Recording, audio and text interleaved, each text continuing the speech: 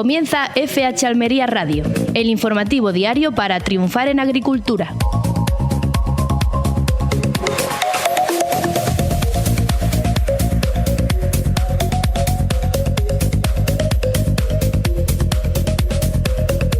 Muy buenas, les saluda Luis Saracho dándoles la bienvenida a FH Almería Radio, el informativo agrícola que les trae toda la actualidad del campo almeriense aquí en Radio Marcador Almería. Ya saben todos ustedes que nos están escuchando en el 92.1 de Almería Capital, en el 99.7 de Poniente y Campo de Níjar. Quizá nos estén escuchando de manera online a través de la página web de Marcador Almería, o quizá usted no nos ha podido pillar en directo y nos está escuchando en diferido a través de las redes sociales de FH Almería Radio, donde tienen ustedes todos los episodios para poder estar al día de la agricultura almeriense sin ninguna excusa. Hoy tenemos bastante tela que cortar. Lo vamos a hacer con la ayuda de Carlos Gutiérrez de la dirección del programa. Hola, ¿qué tal? Muy buenas.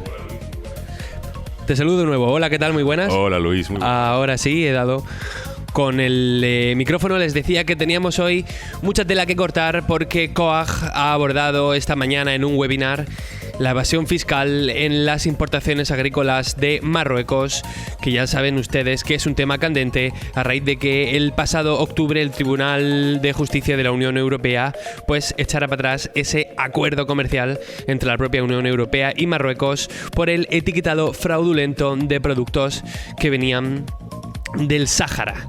Entonces COAG ha abordado los problemas que hay detrás de esto. Ha denunciado que desde el año 2019 se ha importado a la Unión Europea tomates marroquíes por valor de 71,8 millones de euros sin liquidar aranceles y que esto se ha hecho de forma fraudulenta. Por lo tanto, están estudiando emprender acciones legales junto a otras organizaciones, como podrían ser organizaciones agrarias francesas o el propio Frente Polisario. Pues todo eso lo vamos a abordar aquí, lo vamos a analizar a través del propio webinar que vamos a escuchar.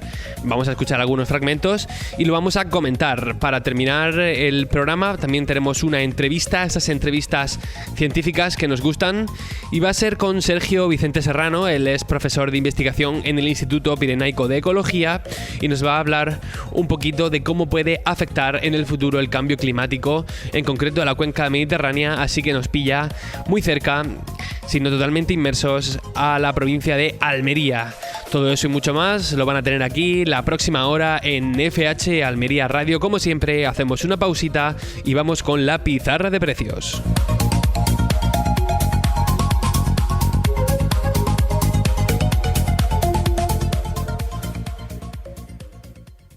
Estás escuchando FH Almería Radio en Radio Marcador.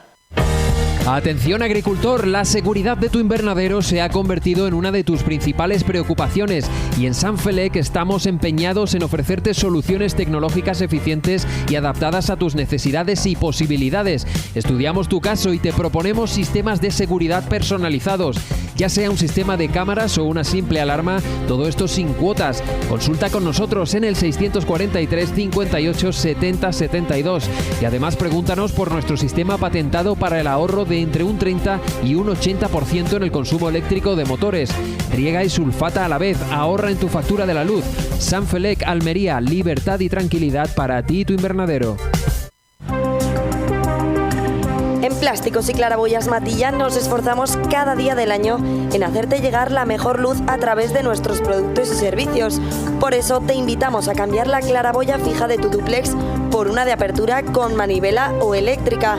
Encuéntranos en nuestras instalaciones del Polígono Sector 20 o visita nuestra web www.plásticosmatilla.com. En Sandía, Rixzuan. Polinización y producción en cada ciclo. Tigriño para ciclo temprano. Coralciño para ciclo medio. Y gatiño para el ciclo tardío. En Rixzuan cubre todos los ciclos. Recuerda, tigriño, coralciño y gatiño de Rixzuan. Tú eliges el momento. Nosotros te damos la mejor opción. Rixzuan. Calidad en cada ciclo de cultivo.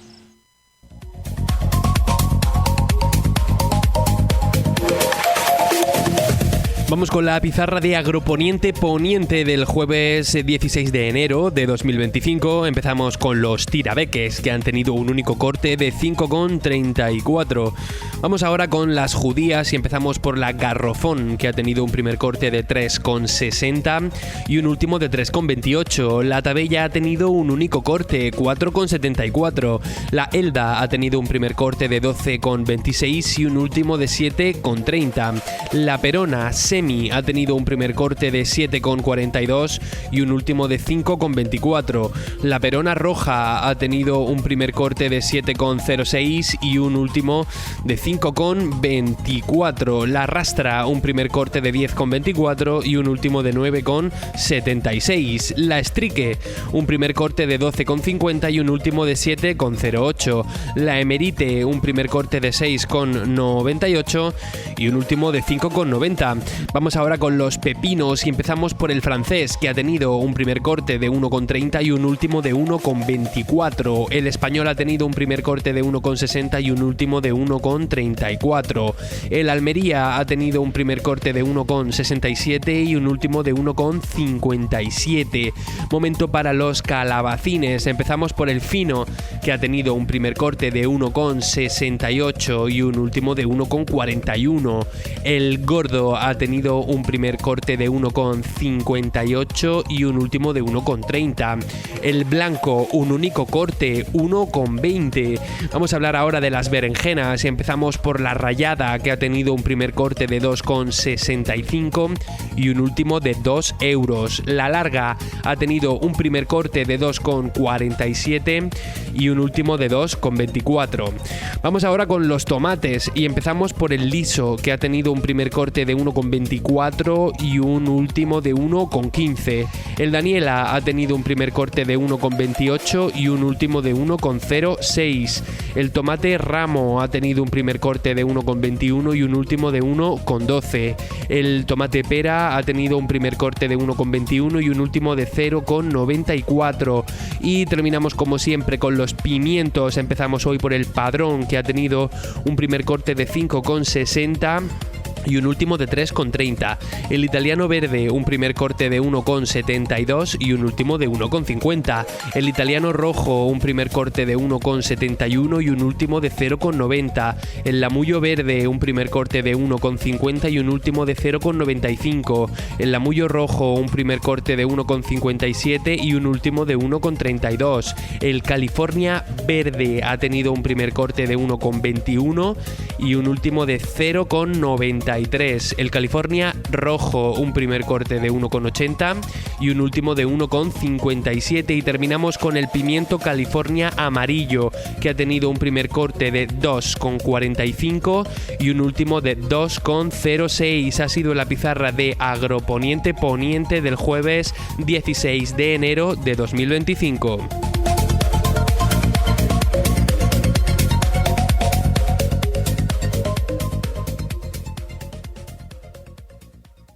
En Radio Marcador, FH Almería Radio.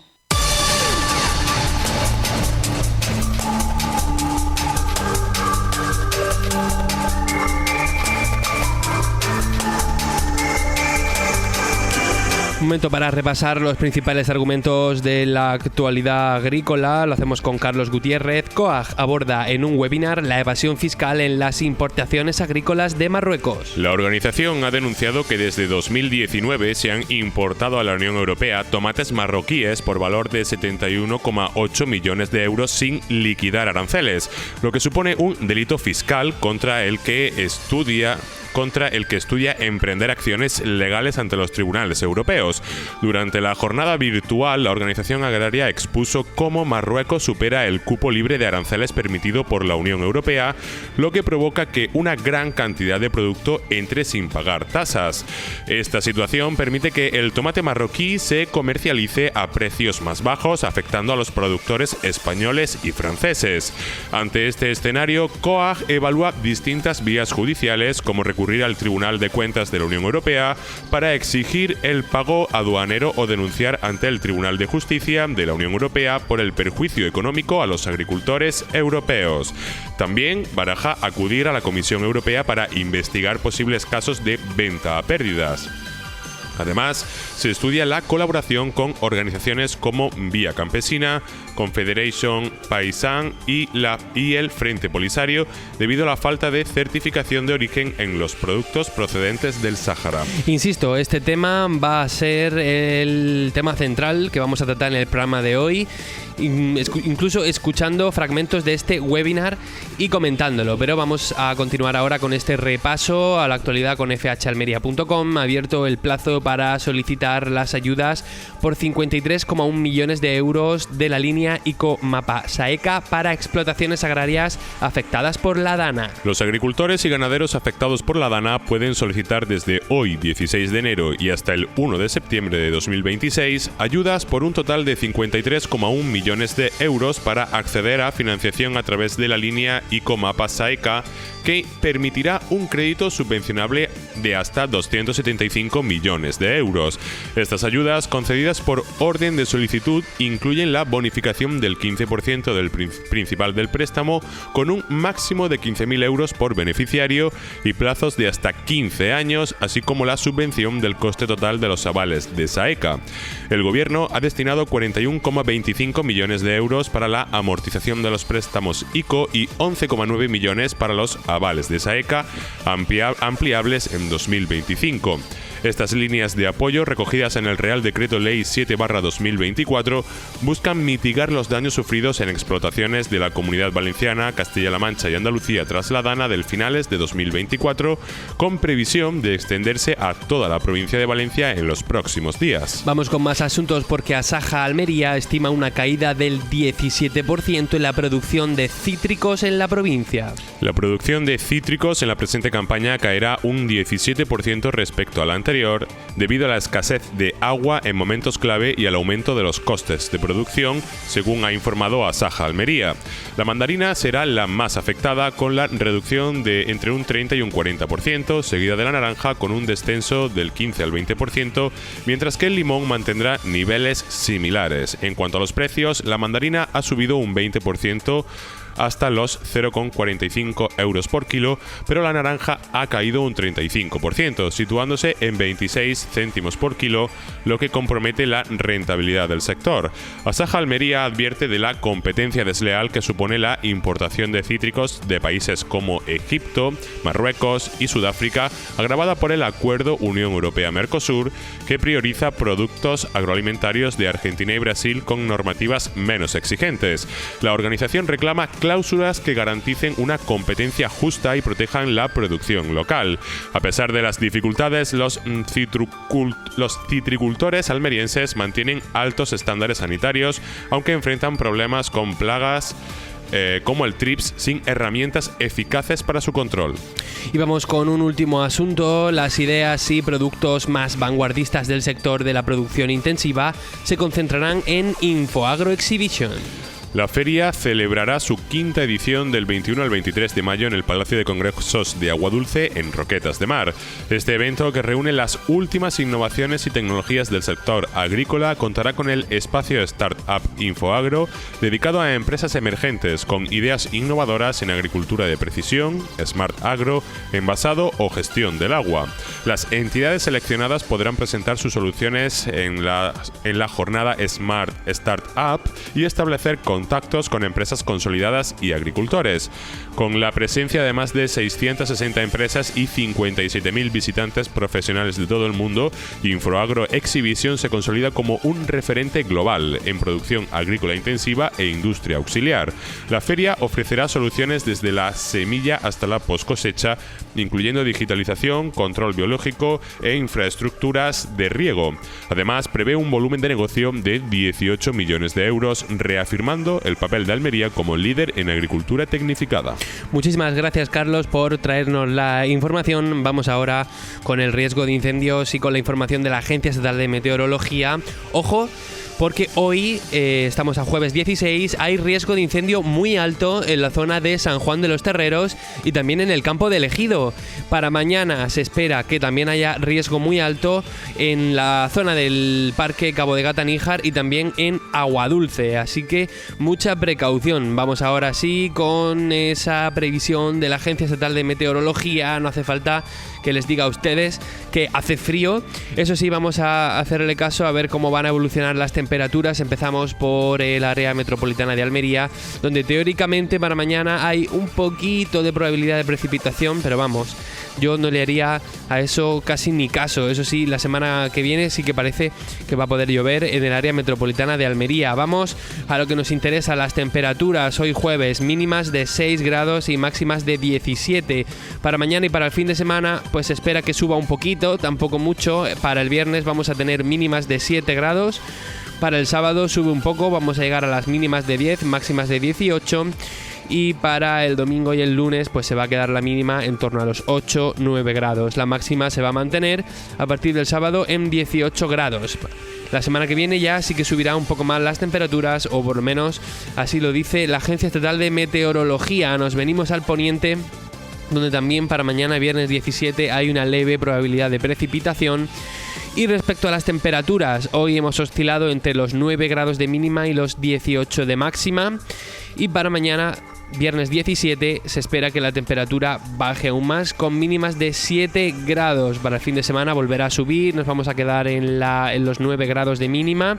La máxima se va a mantener en 18 y de cara a la semana que viene pues volverá a subir, llegando ya a esa mínima de 10 grados, que es mucho mejor para que salgan del letargo todas las plantas. Vamos ahora a el Levante, donde también para mañana, viernes 17, hay un poquito de probabilidad de precipitación, pero vaya, casi nada. Las temperaturas hoy han sido mucho más frías, hemos oscilado entre los 4 y los 14 grados. Para mañana, viernes 17, va a subir un poquito hasta los 6 grados de mínima y se va a mantener así todo el fin de semana. Terminamos con el Valle del Almanzora, donde también, en el Valle del Almanzora mañana, viernes 17, sí que hay más posibilidad de precipitación, hasta un 65%, pero bueno, tampoco es que sea algo seguro. Respecto a las temperaturas, pues hoy hemos oscilado entre los 3 y los 13 grados, eso es frío en toda regla. Para mañana, viernes 17, va a subir un poco, llegando a los 5 grados de mínima. Y parece que para el fin de semana va a subir, porque el sábado vamos a tener 6 grados de mínima, pero el domingo vuelve a caer hasta los 4 grados de mínima en el Valle del Almanzora para el domingo. Así que mucha precaución y no se olviden ustedes el abrigo. Esta ha sido la previsión de la Agencia Estatal de Meteorología. Nosotros hacemos una muy breve pausa y empezamos ya con el capítulo de análisis.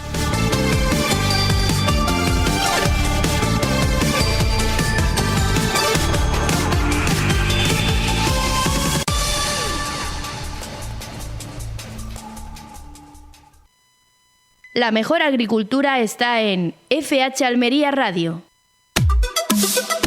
En Radio Marcador, FH Almería Radio.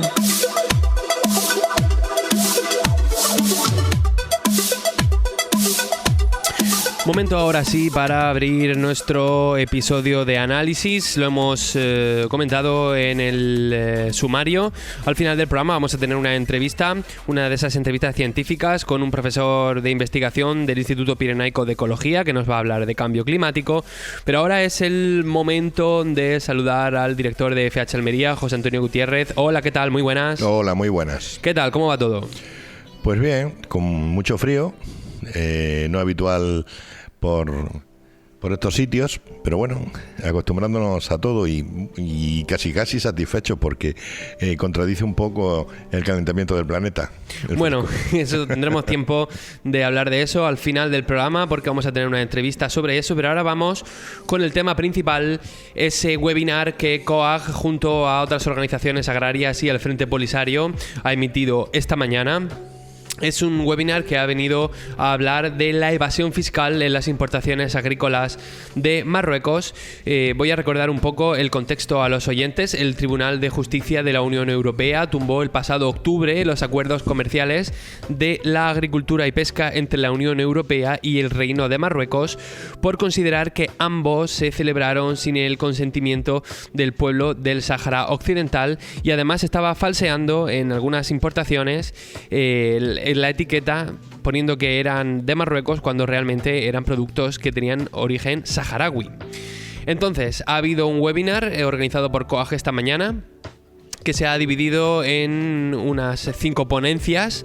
La primera ha venido de mano de Manuel Devers, que es el abogado del Frente Polisario, quien ha venido a comentar un poco los puntos clave de las sentencias. Luego también ha habido una ponencia por parte de Eva Rodríguez, que es parte de la ONG Mundubat, es una ONG que se dedica a los derechos humanos, a la soberanía alimentaria, género, acción social, y que ha expuesto el expolio de recursos del Sáhara Occidental por parte de empresas europeas y marroquíes. Luego también ha habido una ponencia por parte de Jean Thévenot de Confédération Paysanne. Bueno, yo no sé hablar francés, pero una cosa así. Es una organización agraria francesa y que también ha venido a hablar del etiquetado y derechos de los consumidores y del impacto que está teniendo este fraude al agro francés. Luego ha habido la que yo creo que ha sido la intervención con más miga, ha sido la intervención de Andrés Góngora. Ya saben los oyentes que es responsable de frutas y hortalizas de COAG, también es el secretario provincial, quien ha venido a dar datos sobre la evasión de impuestos de las importaciones de Marruecos y su impacto en el sector agrario. Y por último, pues también ha habido una intervención de Abdullah Arabi, que es delegado del Frente Polisario para España, para hablar de los posibles futuros pasos y medidas contra las empresas que han estado operando o que están operando en el Sáhara Occidental. Les recuerdo a los oyentes, el Frente Polisario es un movimiento político y militar que viene del año 73 y que busca la independencia del Sáhara, ¿no? Este territorio que está en disputa entre Marruecos y el independentismo saharaui. José Antonio, bueno, una opinión para empezar, ¿no? Antes de ponernos a escuchar fragmentos de estas intervenciones. Conoces bien el asunto de las importaciones fraudulentas por parte del Sáhara y de Marruecos. Es un azote más, ¿no?, para la agricultura almeriense, uno del que ya conocemos. Bueno, esto es fruto de la forma de proceder que tiene el Reino de Marruecos, que en el año 1977 creo que fue, ¿no?, inició una lucha contra Franco, no, el año 77 o 75, no lo puedo recordar ahora mismo, para que España dejara el Sáhara Occidental para que fuese libre, claro. Le dio 75, la Marcha Verde. La Marcha Verde. Entonces, en aquel momento, el padre de Mohamed II, ¿no?, Hassan II, pues le dijo a la opinión pública que libertad para el Sáhara. ¿Qué es lo que consiguió? Consiguió que efectivamente Franco, que estaba en los últimos días de su vida, accediera porque no consideraba el Sáhara un territorio importante y por el que tuviese que derramar sangre para mantenerlo, y lo abandonó, que fuera un territorio independiente, que no perteneciera a nadie. Lo reclamó Argelia, lo reclamó Marruecos. ¿Y qué es lo que hizo Marruecos? Desoyó todos los acuerdos, la ONU, todo, absolutamente todo, y lo invadió, aprovechando que España ya lo había dejado. Entonces, yo no sé si la gente, me imagino que la mayor parte de la gente, lo más joven, es posiblemente no, si no lo han estudiado, que había una de las ciudades más importantes que en el Sáhara era Villa Cisneros, que se llama El Ayun, ¿no? Villa Cisneros, pues ese nombre no es propio de los árabes y fue Franco quien le dijo esto se llama así y esto es lo que hay. Entonces, ¿qué es lo que ha pasado? Pues evidentemente de aquellos polvos estos lodos, ¿no? Usó el Sáhara Marruecos como si fuera suyo en todo momento, y cuando se firmó el último acuerdo agrícola pesquero entre la Unión Europea y Marruecos, pues evidentemente los tomates que se cultivan allí en el Sáhara, pues se metían en ese acuerdo y se comercializaban hasta que se dieron cuenta, lo denunciaron y se ha paralizado el acuerdo. Porque evidentemente, si para la comunidad internacional aquello debería ser un territorio independiente, es otra parte de África que no entra en los acuerdos de Marruecos. Y ahí está. ¿Qué es lo que está sucediendo? Pues evidentemente una de las organizaciones más combativas con la forma de proceder que tiene Marruecos es COAG, y Asaja también. tanto Asaja como COAG han luchado mucho porque se cumplan los acuerdos a rajatabla. ¿En qué se han incumplido esos acuerdos? Pues evidentemente no se ha respetado el cupo. Cuando el cupo decía que tenían que entrar tantas toneladas de tomate, entraban muchísimas más, escondidas, no bien, testadas para saber qué cantidad había, etcétera, etcétera, etcétera. Y todo esto con ayuda de empresas europeas que tenían intereses en Marruecos y que le interesaba colar también esa mercancía. Con lo cual, eso ha sido una lucha permanente. Yo te puedo decir que llevo 40 años en la profesión como periodista y de estos 40 prácticamente 30 especializado en agricultura, y la noticia que yo más he escrito han sido las protestas de Almería y sobre todo de las organizaciones agrarias contra, digamos, la mala aplicación de ese acuerdo que hacía que los precios del tomate almeriense y del tomate murciano y del canario cayera por los suelos, evidentemente. Pues seguimos con lo mismo en otra dimensión, y me imagino que este webinar viene a demostrar que todo eso sigue pasando y que evidentemente pues hay una lucha permanente contra esta forma de proceder. ¿Qué es lo que sucede también? ¿Por qué se hace la vista gorda? Evidentemente hay acuerdos escritos y acuerdos no escritos con Marruecos. Hay empresas españolas que van a Marruecos a construir carreteras, a construir hospitales, a construir edificios públicos, porque Marruecos está en pleno desarrollo, y la buena relación entre el gobierno español y el gobierno marroquí favorece a todo ese tipo de empresas. ¿Qué es lo que ocurre? Para que unos españoles, empresarios españoles, se beneficien, otros tienen que perjudicarse. Y es lo que está pasando. Y se está poniendo encima de la mesa, digamos, unos acuerdos que no se cumplen, y eso es lo que está haciendo que agricultores españoles, en este caso de Almería, de Murcia, de Canarias, se estén perjudicando para que constructores españoles y empresas que se dedican a otra actividad se puedan beneficiar. Y entre ellos los pescadores. Pero los pescadores, digamos, están en una situación parecida a los agricultores. Por eso quizá el hecho de que se beneficien los pescadores no lo ponemos de manifiesto, porque además el acuerdo lo contempla, y se puede ir a pescar a los caladeros que están dominados por Marruecos, evidentemente, ¿no? Y muchas veces se ha dicho que este acuerdo lo que hace es cambiar tomates por peces, evidentemente, pero no solamente por peces, por carreteras, por edificios, por una inversión que se hace allí, que le viene muy bien a las empresas constructoras que hay en España, porque son quien lo desarrollan, evidentemente. Vamos, no hace mucho había gente que criticaba las desaladoras que se estaban haciendo en Marruecos y que no se estaban haciendo en España. Con lo cual, ¿qué es lo que se estaba haciendo? Se estaba ayudando todavía más al desarrollo agrícola de Marruecos y no al español. Con lo cual, ese incumplimiento del acuerdo pues, iba a ir a más. ¿Por qué? Por la propia necesidad que tenía Marruecos de sacar su producción, que estaba creciendo, evidentemente, ¿no? Y toda esta historia viene de ahí, de todo esto, pero que llevamos 40 años con esto, ¿eh? Uh-huh. Pues ese ha sido un buen resumen de cuál es la situación actual. Si te parece, vamos a escuchar algún fragmento del webinar. Empezamos por la intervención de Andrés Góngora. Vamos a escucharlo. Estamos hablando siempre de una sentencia en firme de un tribunal, en este caso de dos sentencias, ¿no? En las cuales no me voy a detener demasiado porque ya están más que dichas, ¿no? Desde esta organización agraria también rechazamos todos los acuerdos comerciales que hay con terceros países, puesto que, como bien se ha dicho anteriormente, nunca van a beneficiar ni a la población de donde vienen esas producciones, ni a los consumidores donde luego finalmente llegan ese producto.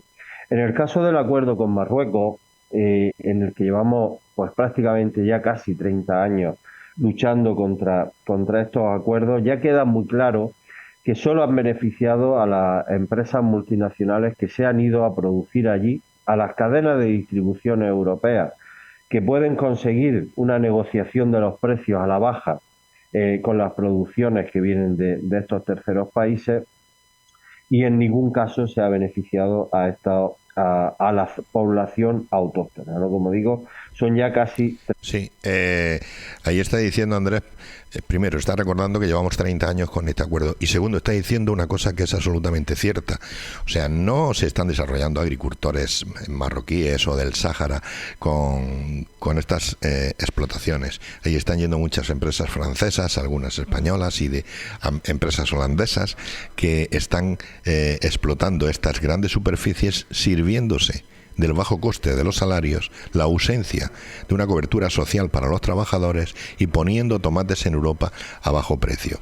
Me da la sensación que esa lucha permanente que tienen los gobiernos de toda Europa por mantener una inflación baja y tener un IPC bajo, pues hace que miren para otro lado, porque están consiguiendo productos de primera necesidad que son necesarios en la mesa de los consumidores europeos a un precio baratísimo, a un precio barato. O sea, yo recuerdo cuando un español tenía dificultades para, un español o un almeriense, tenía dificultades para tener una cosecha rentable con tomates a 75, 100 pesetas, y los marroquíes con 25 pesetas sacaban la cosecha de su vida. O sea, tenía una rentabilidad altísima. Evidentemente, claro, depende de los gastos que tú le apliques a la producción de tomate, un precio te vale o no te vale.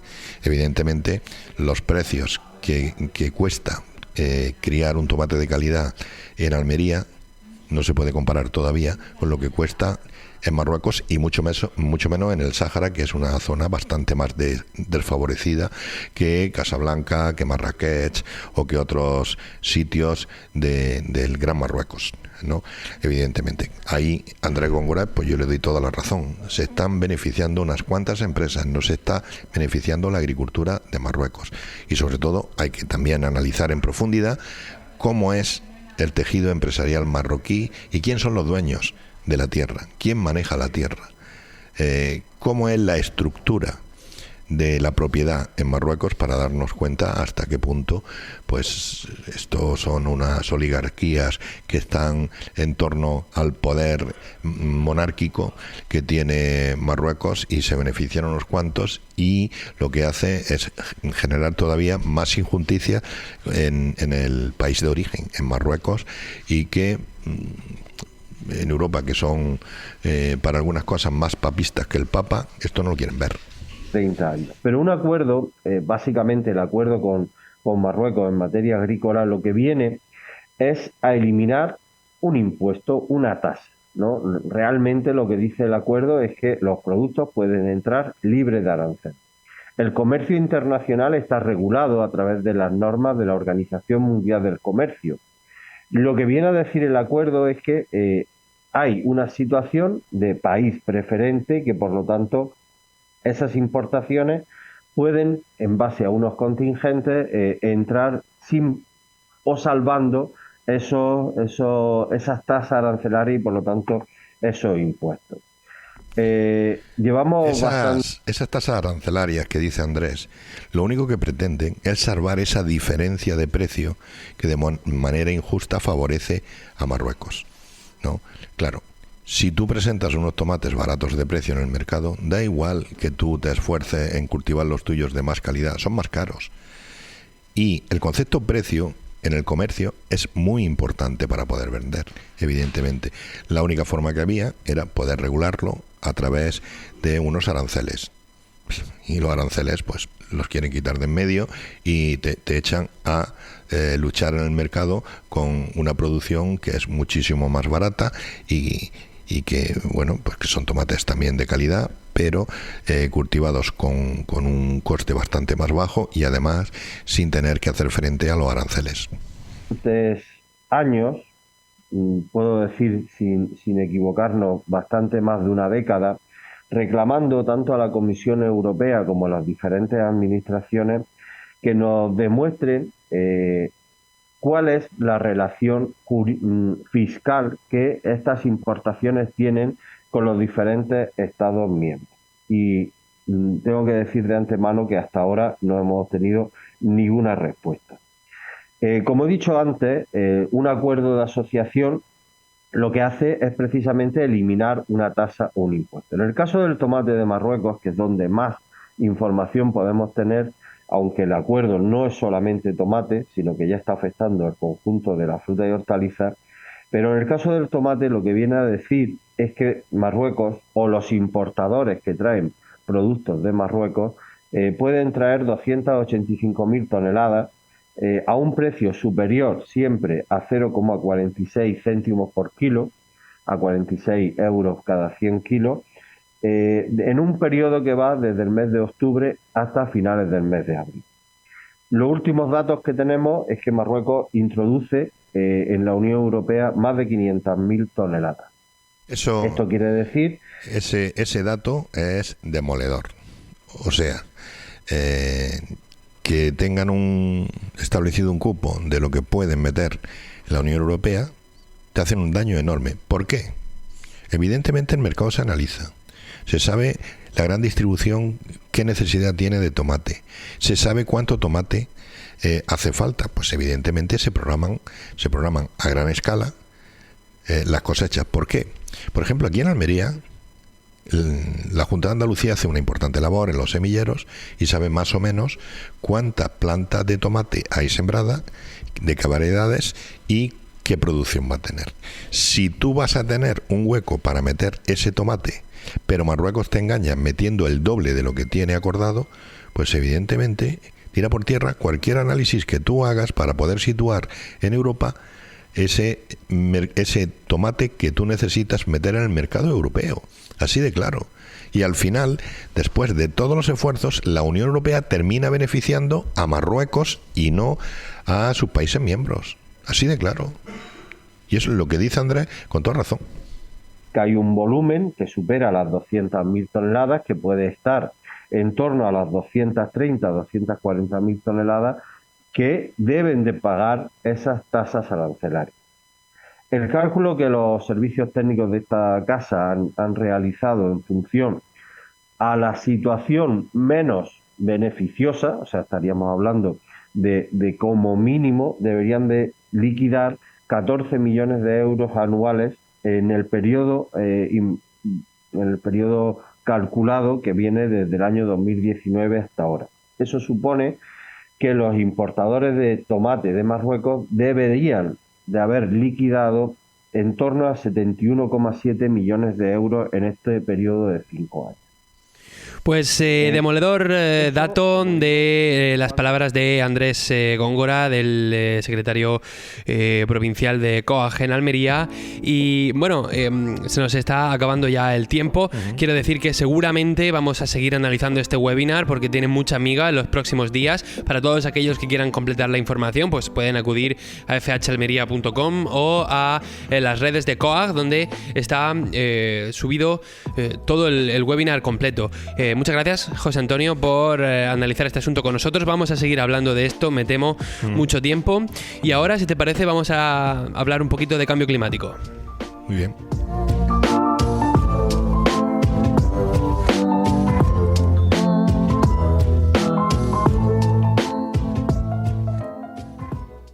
La agricultura almeriense tiene nombre propio, FH Almería Radio.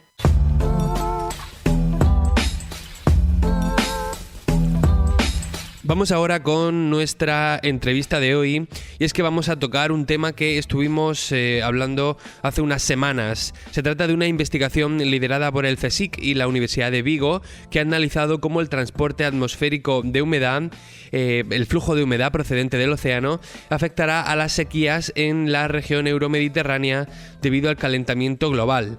Los resultados indican que a finales del siglo XXI la probabilidad de sequías podría aumentar entre 2 y 3 veces respecto a la actualidad, especialmente por la reducción del almacenamiento de agua en el suelo y la mayor dependencia de la humedad oceánica. Para hablar de este asunto tenemos al otro lado de la línea una de las personas detrás de esta investigación. Estoy hablando de Sergio Vicente Serrano, profesor de investigación del Instituto Pirenaico de Ecología. Hola, ¿qué tal? Muy buenas. Hola, buenas, ¿qué tal? Bueno, muchísimas gracias por atendernos, por darnos esta entrevista. Un estudio que no sé si tendríamos que echarnos a temblar los que vivimos en zonas que son propensas a la sequía, como puede ser Almería, o todavía esto es muy teórico, muy a largo plazo, o no sé. Bueno, realmente esto es un aspecto que ya estamos viendo. O sea, el que las sequías se estén intensificando no es algo que sea pues para tener miedo en un futuro, sino que es un fenómeno que nosotros estamos ya comprobando y no directamente relacionado pues con los déficits de precipitación que puedan ir asociados pues a estos déficits de transporte de humedad, sino fundamentalmente por los procesos de calentamiento, de incremento de las temperaturas que están haciendo que la demanda de agua por parte de la atmósfera pues haya subido considerablemente, y eso hace pues por un lado que se evapore más agua, que el agua disponible pues se pierda por procesos de evaporación y transpiración a la atmósfera, lo cual es todavía más crítico en los periodos de déficit de precipitación, y por otro lado pues debido a que este tipo de procesos relacionados con un mayor calentamiento pues inciden en un mayor estrés en la vegetación y hacen pues que la fotosíntesis y la fijación de carbono y la producción pues se vean afectados, de tal manera que esto de que las sequías pues se incrementen no es algo para tener miedo a futuro, sino que es algo que ya estamos viviendo.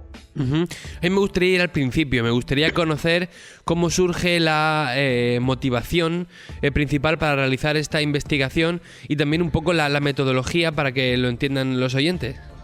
Bueno, pues realmente llevamos muchos años trabajando en temas de sequías desde diferentes perspectivas, desde el análisis de la dinámica de las sequías con observaciones, las predicciones a futuro, el desarrollo de métodos para medir mejor las sequías, porque la sequía es uno de los fenómenos extremos que son más difíciles de medir.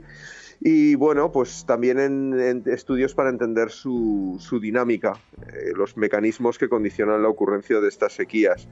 Por otro lado, pues el grupo de la Universidad de Vigo lleva muchos años trabajando en el estudio de las fuentes de humedad del clima, y entonces pues hemos juntado ahí pues análisis de sequías con la dinámica del transporte de humedad, utilizando por diferentes metodologías. Por un lado, los métodos que utilizamos nosotros para identificar las sequías, y por otro lado, pues modelos numéricos que estiman lo que son las trayectorias de partículas atmosféricas y cómo esas partículas atmosféricas van ganando y perdiendo humedad a lo largo de toda la trayectoria desde la fuente hasta el sumidero de humedad. Entonces, básicamente, en resumen, esos son tanto la motivación como como la metodología que se ha utilizado, grosso modo, ¿eh?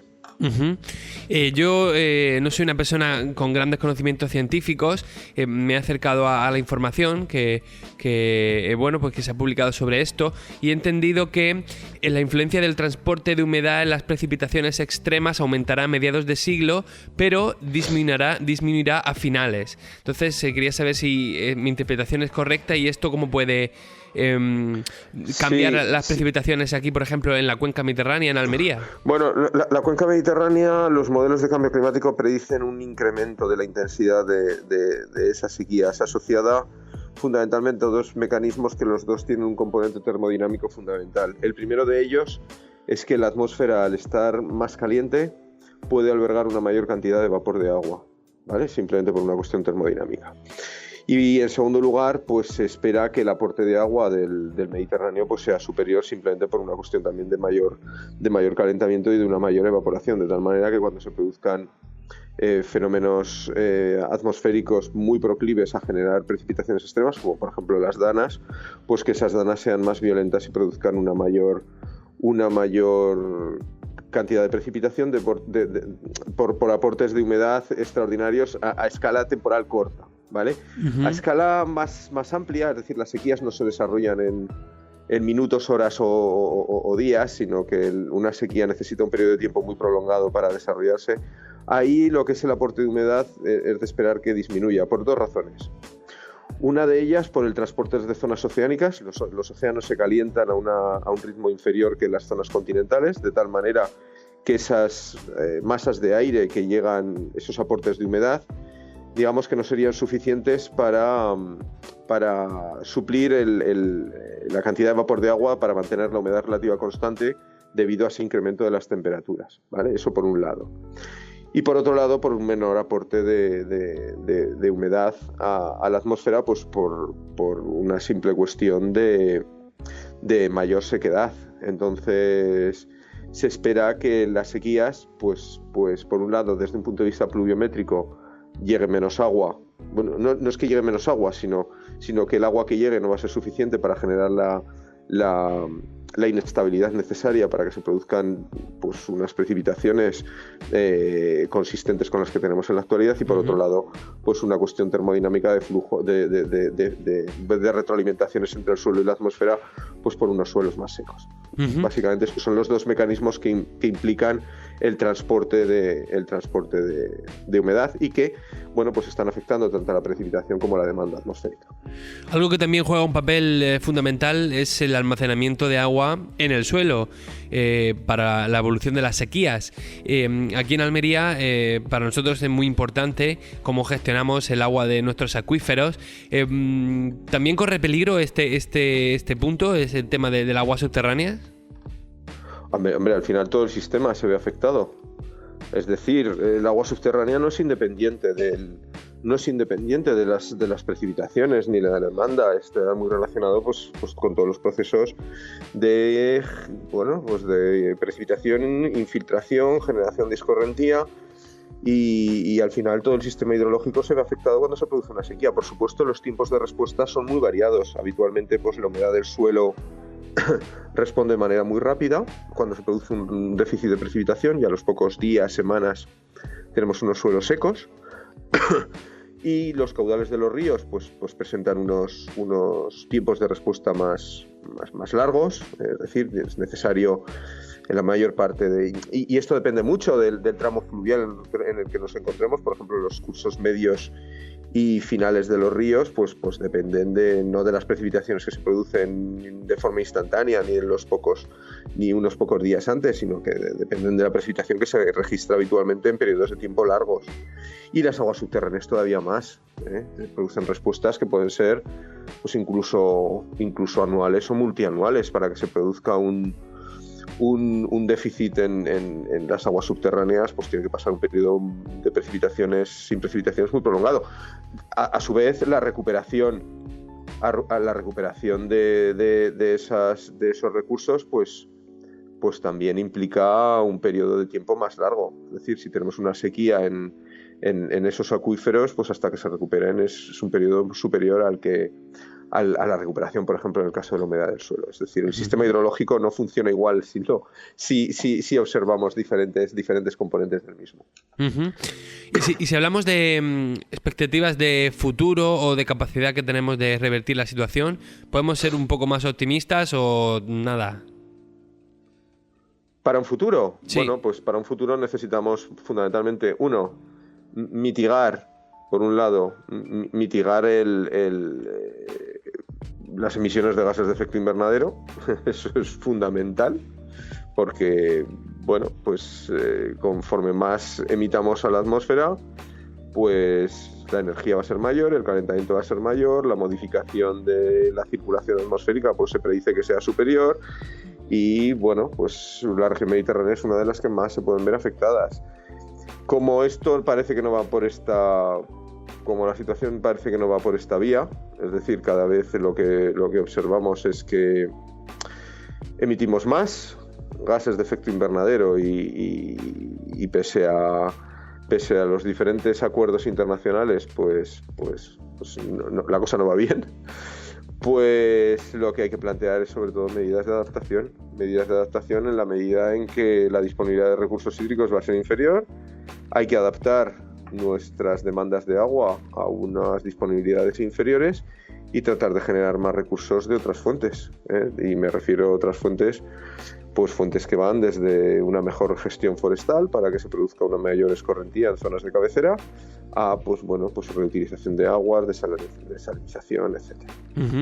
Bueno, en eso en Almería sabemos bastante. De un tiempo a esta parte hemos estado buscando todas esas formas alternativas de conseguir aguas regeneradas, desalinización que acabas de nombrar.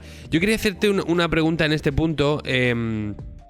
Cuando me has dicho lo de los gases de efecto invernadero, si salimos del terreno de la ciencia climática y nos vamos al terreno, pues no sé, de la historia, hemos visto que en otras épocas también ha habido quizá a otra velocidad, pues no he participado en estos gases, pero sí que ha habido cambios, zonas que se han vuelto más frías, más calientes.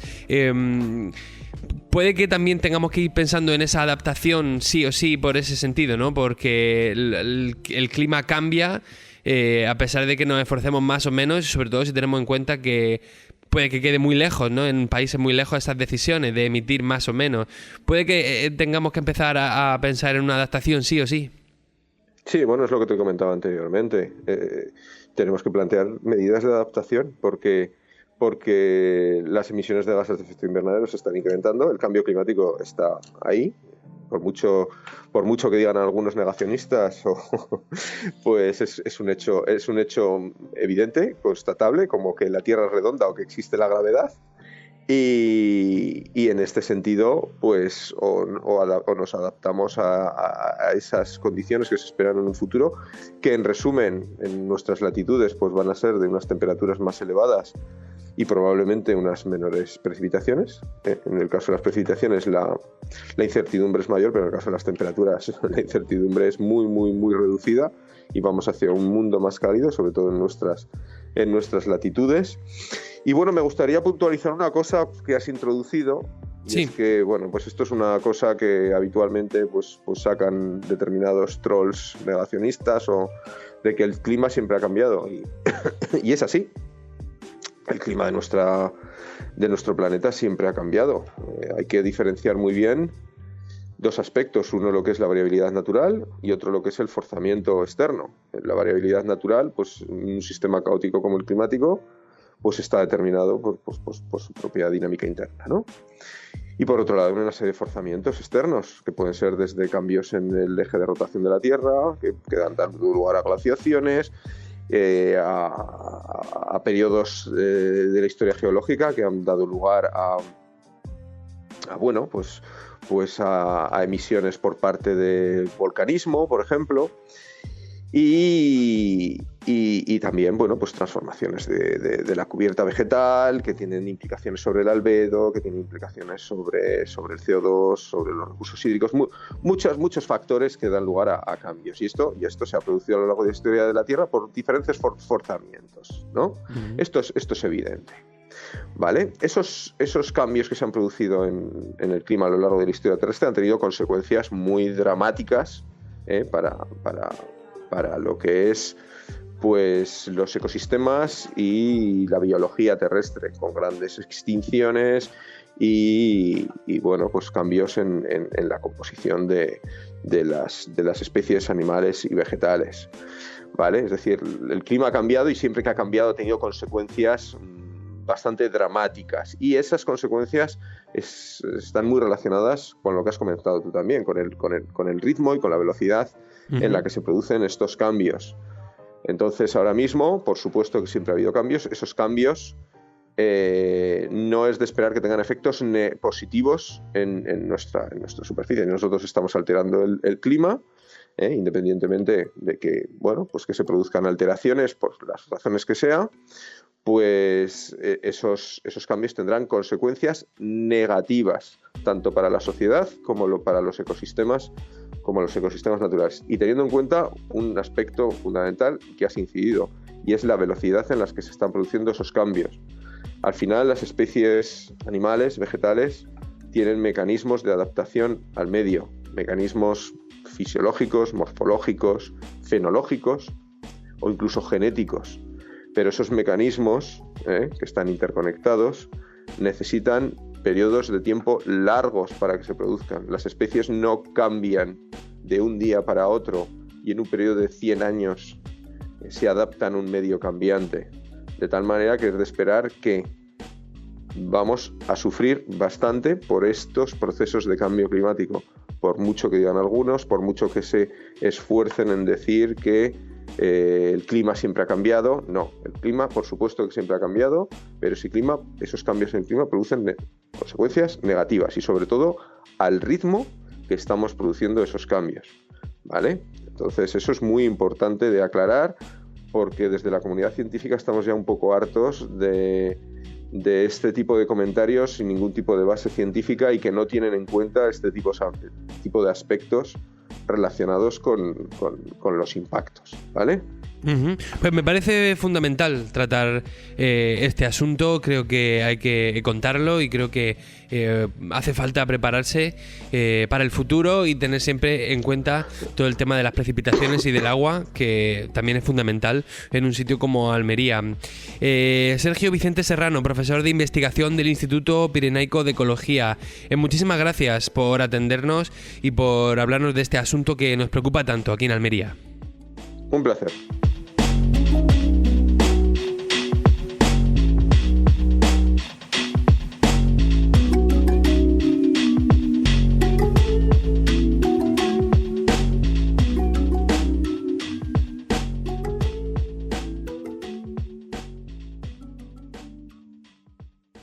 En Radio Marcador, FH Almería Radio.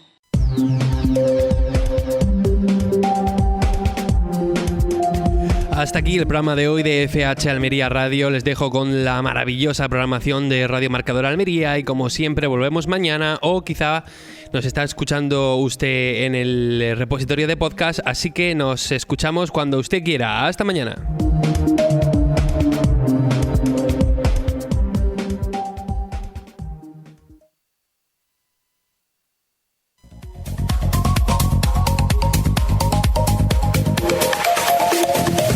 Vamos con la pizarra de Agroponiente Poniente del jueves 16 de enero de 2025. Empezamos con los tirabeques, que han tenido un único corte de 5,34. Vamos ahora con las judías y empezamos por la garrofón, que ha tenido un primer corte de 3,60 y un último de 3,28. La tabella ha tenido un único corte, 4,74. La elda ha tenido un primer corte de 12,26 y un último de 7,30. La perona semi ha tenido un primer corte de 7,42 y un último de 5,24. La perona roja ha tenido un primer corte de 7,06 y un último de 5,24. La rastra, un primer corte de 10,24 y un último de 9,76. La estrique, un primer corte de 12,50 y un último de 7,08. La emerite, un primer corte de 6,98 y un último de 5,90. Vamos ahora con los pepinos y empezamos por el francés, que ha tenido un primer corte de 1,30 y un último de 1,24. El español ha tenido un primer corte de 1,60 y un último de 1,34. El Almería ha tenido un primer corte de 1,67 y un último de 1,57. Momento para los calabacines. Empezamos por el fino, que ha tenido un primer corte de 1,68 y un último de 1,41.